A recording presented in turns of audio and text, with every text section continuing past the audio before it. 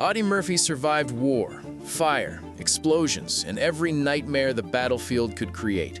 He was the soldier death could never catch. Yet the moment his plane went down, everything about the story stopped making sense. Evidence vanished, witnesses changed their accounts, key details were sealed away, and those who asked questions were pushed aside. What looked like a simple crash now points to something far more disturbing. The real mystery is not how Audie Murphy died, but why.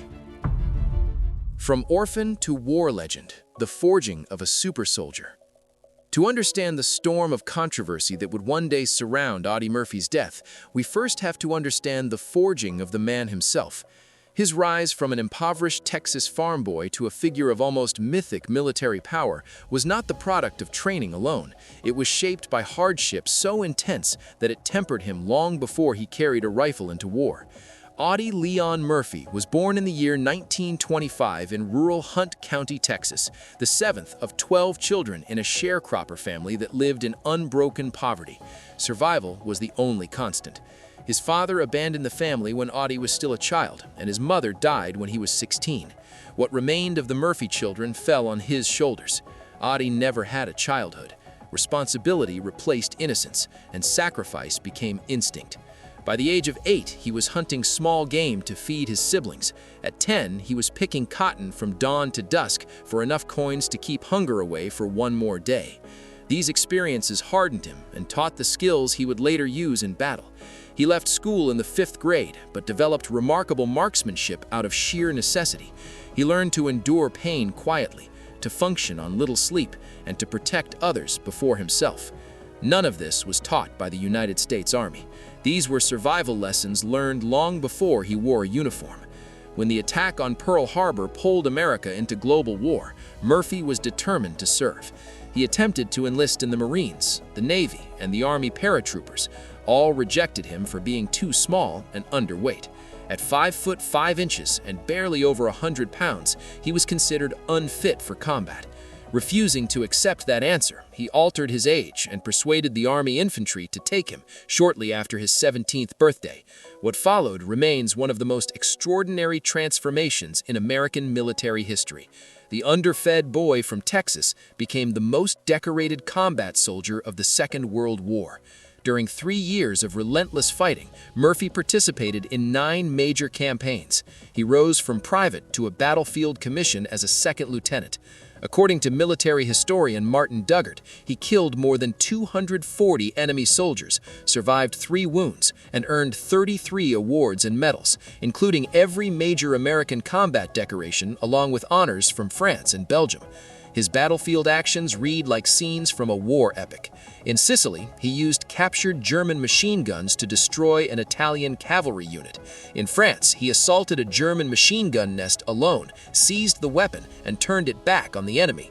Near Ramatu, he crawled across open ground for more than an hour to direct artillery fire while under constant threat. Those who served with him spoke of his unnatural calm in combat. Then came the morning that sealed his legend. On January 26th of the year 1945, during the Allied effort known as the Battle of Holzwar, a critical action within the larger Colmar Pocket campaign, Audie Murphy and his men faced overwhelming odds. Their mission was straightforward but essential: hold the line long enough to prevent a German breakthrough that threatened to stall the American advance and reopen the collapsing German perimeter in eastern France. Murphy's company, originally 128 strong, had been reduced to 19 exhausted soldiers. A far larger German force, supported by tanks and infantry, moved to break through their position. Understanding the stakes, Murphy ordered his remaining men to fall back to more secure cover, while he stayed forward to delay the attack. Wounded and alone, he climbed onto a burning M10 tank destroyer that could have exploded at any moment. From its exposed deck, he took control of the .50 caliber machine gun and fired with relentless precision. For nearly an hour, he held off an entire German company, halting their advance and inflicting heavy losses. Even after a bullet tore into his leg, he refused to abandon the position. Only when the German assault finally faltered did Murphy climb down, gather his men, and lead a counterattack that drove the enemy from the field. His stand not only saved his company from destruction, it secured the Allied line during one of the final and most decisive operations in the Colmar Pocket. Murphy later described the experience simply as standing on a box of dynamite. He could not recall how many enemy soldiers he killed or how many positions he destroyed. He remembered only that he was frightened and fighting. When he returned home after the war, the United States honored him as a national hero. He was only 19 at the time. His youthful face appeared on the cover of Life magazine. He was welcomed with parades, ceremonies, and speeches across the country. Yet behind the applause lay a darker truth. For Audie Murphy, surviving the war would prove far easier than surviving the peace, and the country that embraced him in the year 1945, according to later investigators, became the source of a far more unsettling threat. His greatest battle was still ahead. From the battlefield to the big screen. When Audie Murphy returned from the Second World War, he was already a national figure. The country saw him as the youthful soldier whose courage had become legendary. But when he stepped into Hollywood, he entered a world that neither understood him nor knew how to shape his future. His path began in 1945 when actor James Cagney saw him on the cover of Life magazine and invited him to Hollywood. Cagney and his brother William signed Murphy to their production company and provided acting, voice, and dance training. The partnership ended in 1947 without a single film role, but Murphy refused to leave. He trained relentlessly at Terry Hunt's athletic club, studied under respected acting coach Estelle Harmon, and worked to overcome his lack of theatrical experience with discipline and focus. A turning point came when he befriended writer David Speck McClure. McClure helped him write his memoir, To Hell and Back, which sustained public interest in Murphy and opened doors in the film industry. Through McClure, Murphy received his first small film roles in Texas, Brooklyn, and Heaven, 1948, and Beyond Glory, the latter secured through his relationship with actress Wanda Hendricks. His breakthrough arrived in 1949 with Bad Boy. Financing for the film was approved only if Murphy played the lead. The success of that movie earned him a 7-year contract with Universal Studios at $2,500 per week, an extraordinary salary for a newcomer. Throughout the early 1950s, Murphy built his career through a steady stream of westerns and action films. He played Billy the Kid in The Kid from Texas, 1950, starred in Sierra and Kansas Raiders, and earned a significant role in The Red Badge of Courage under director John Huston. His partnership with Huston extended into The Unforgiven nearly a decade later. Murphy became one of Hollywood's most dependable Western stars, appearing in films such as The Duel at Silver Creek, Tumbleweed, Destry, and The Gunslingers.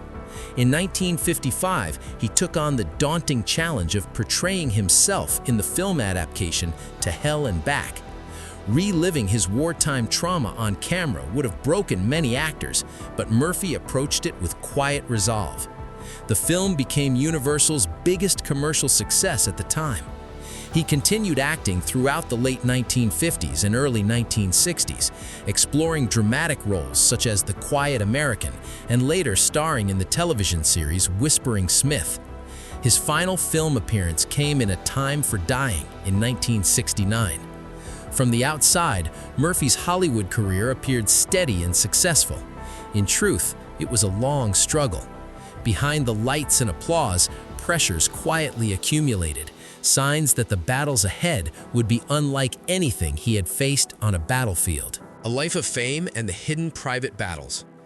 Behind Audie Murphy's public image, war hero, Hollywood actor, and national symbol, lived a man carrying burdens that never left him.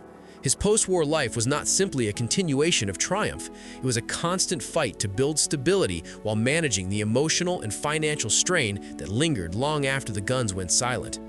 In the year 1949, Murphy married actress Wanda Hendricks.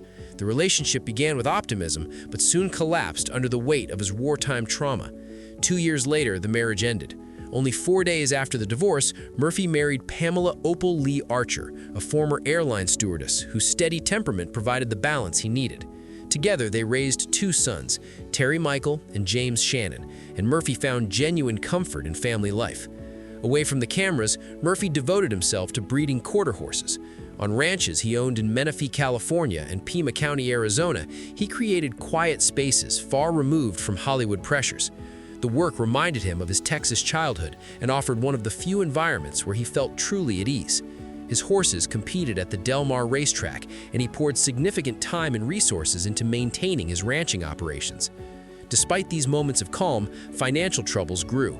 Entering the entertainment business without experienced advisors led to several poor investments.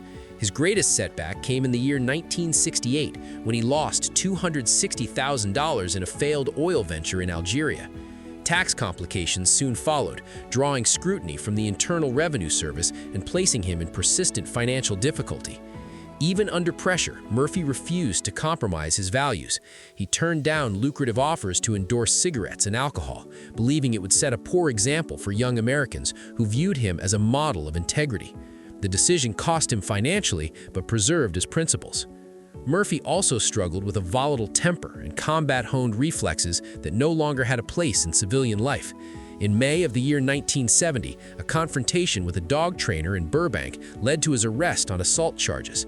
He denied the accusations and the case was dismissed, but the incident underscored the lasting imprint of war on his behavior. Throughout his acting career, Murphy maintained close ties with the military. After the Second World War, he joined the Texas Army National Guard, attending training camps and allowing his image to support recruitment efforts. He returned to active duty briefly in the mid-1950s, reached the rank of major, and later continued his service in the United States Army Reserve until 1969. Even as he fought to build a peaceful life, a more troubling struggle was beginning, one emerging from the very institutions he believed existed to protect soldiers like him. Silent battle after the war. When Audie Murphy returned from the Second World War, the nation believed his hardest battles were over. He had survived the deadliest fighting of the century, earned more decorations than any American soldier of his generation, and become a symbol of unwavering courage. But the war inside him had not ended. It had only changed shape. Soon after his return, military leaders considered recommending him for admission to the United States Military Academy at West Point. Interest existed on both sides, but Murphy declined. Historians believe he understood that the mental and emotional strain he carried would collide with the Academy's intense pressures. After years of non-stop combat, he lacked the focus and stability such an environment demanded. Instead, on June 8th of the year 1945, he reported to Fort Sam Houston in San Antonio. Parades, ceremonies, and celebrations followed. On August 21, he received the Good Conduct Medal, and on September 21, he was discharged as a first lieutenant with a 50% disability rating.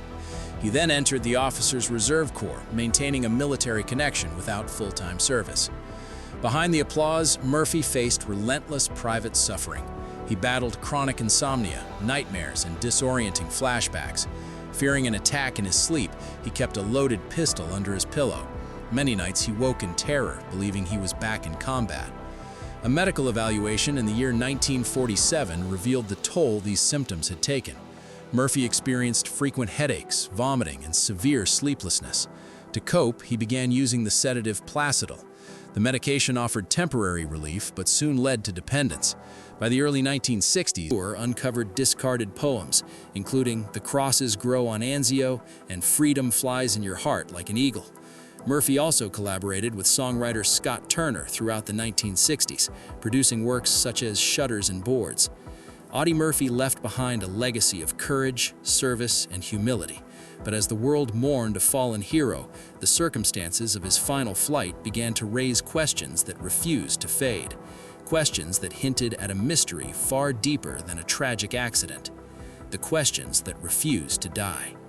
In the months after Audie Murphy's funeral, official reports were filed. The case was closed and the nation moved on.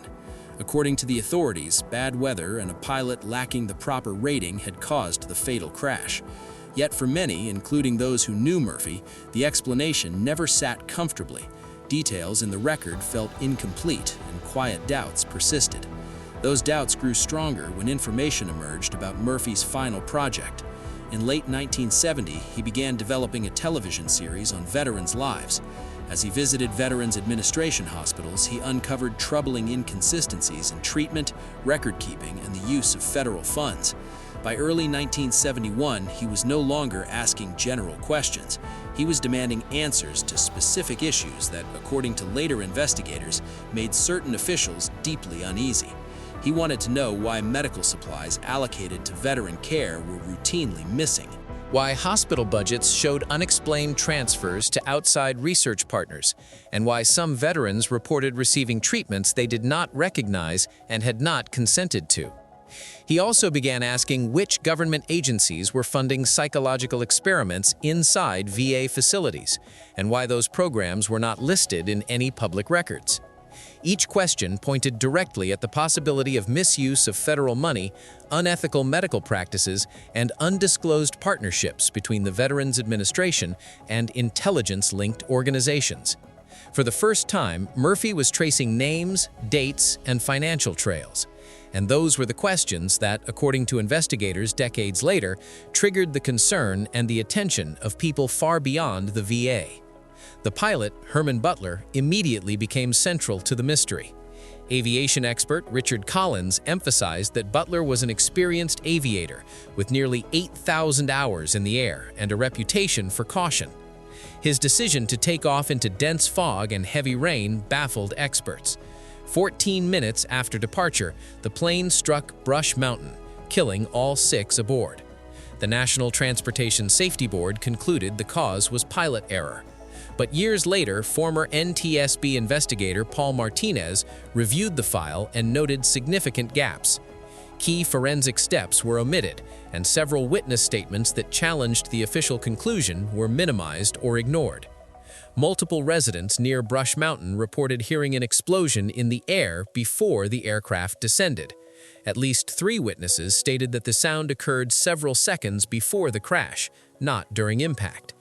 One teenage witness described a sharp boom above the ridge, followed by silence and then the sound of the plane hitting the slope.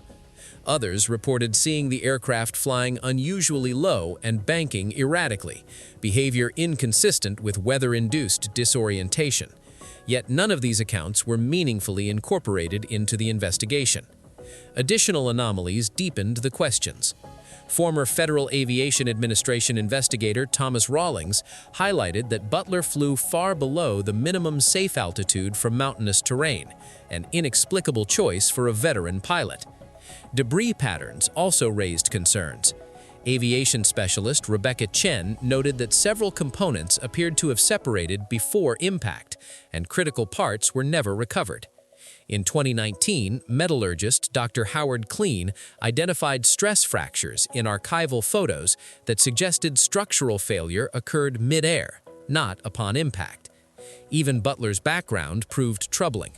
Declassified records from 2015 revealed his connections to Air America, a Central Intelligence Agency-linked airline, and unexplained gaps in his employment history.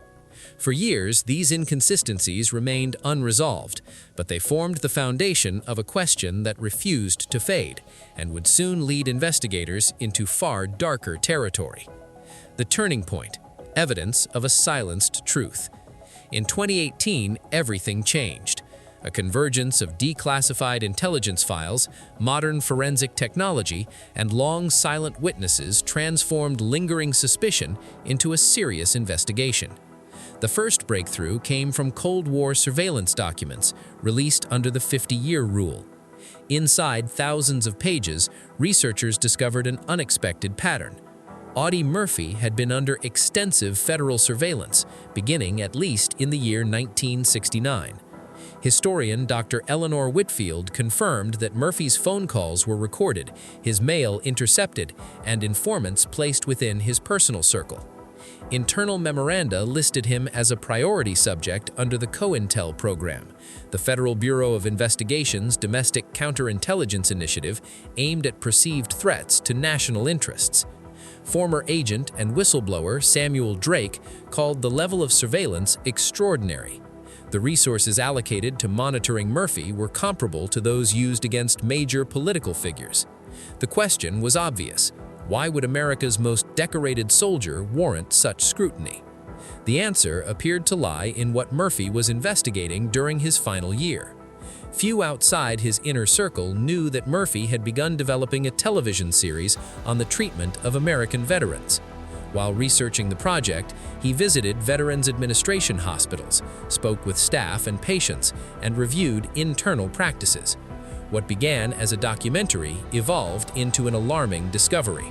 Murphy found signs that Veterans Administration resources were being diverted into classified research programs. Interviews with his associates revealed that he had collected documents suggesting unauthorized experimentation on veterans using psychological conditioning techniques later associated with programs such as MK-Ultra. By early 1971, Murphy had identified specific facilities involved in questionable research, interviewed former patients who believed they had been used as test subjects, and traced financial pathways from Veterans Administration budgets to front organizations tied to intelligence agencies. According to Dr. Whitfield, he had assembled names, dates, and evidence sufficient to expose multiple covert operations if he chose to go public. Records show that Murphy scheduled meetings with journalists from the Washington Post and the New York Times for mid-June of that year. His appointment warned statement,